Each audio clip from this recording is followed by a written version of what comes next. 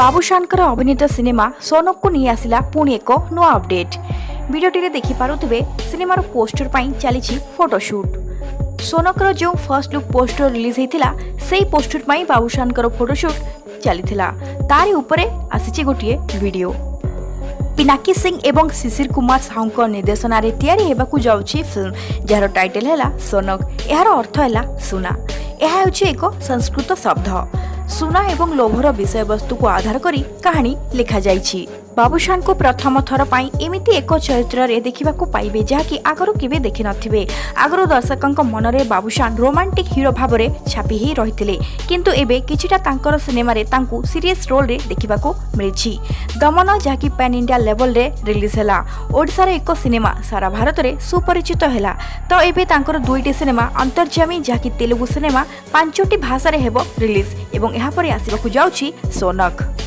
एही September मासर second week रु shooting आरंभ हेबाकु जाउछि।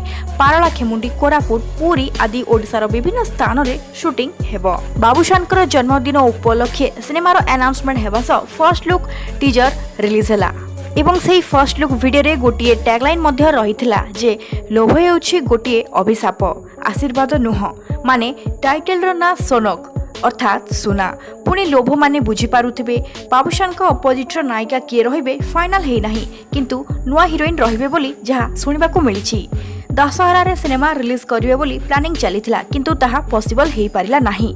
2025 रे एही सिनेमाटी रिलीज हेई पारे। बाबुशान को व्यतीत बॉबी मिश्र के रवि प्रमुख सिनेमा रे अभिनय करचंती। सोनक एक एक्शन थ्रिलर सिनेमा। ओडिसार गोटिए रियल बा मौलिक कहानी को नहीं सिनेमा तैयारी हेबाकु जाउछि। सिनेमार फर्स्ट लुक अनुजाई सुनार एक एमिति किछि गोटिए मूर्ति बा वस्तु थिबो जार पूजा हेउथिबो बा सिक्रेटली ताकू रखा जाइथिबो। एहा विषय रे जानी किछि लोक बा गुंडा माने ताकू चोरी करिबा उद्देश्य रे लागिथिबे, जार रखवाली करुथिबे बाबुशान एवं सेही सुनार मूल्यवान वस्तु उपरे जे आखि पकइबो तार मृत्यु हेउथिबो। तेणु करी सुना लोभर दुईटा हिंट्स मिलिथिला एही सिनेमार प्रथम झलक। ताहले एही सिनेमा को नहीं आपण मानकर मत कण कमेंट करंतु एवं एमिति हॉलीवुड संबंधी खबर गुडिक पई आम चैनल फेम नेम को सब्सक्राइब करी आमको सोशल मीडिया माध्यम रे फॉलो करंतु।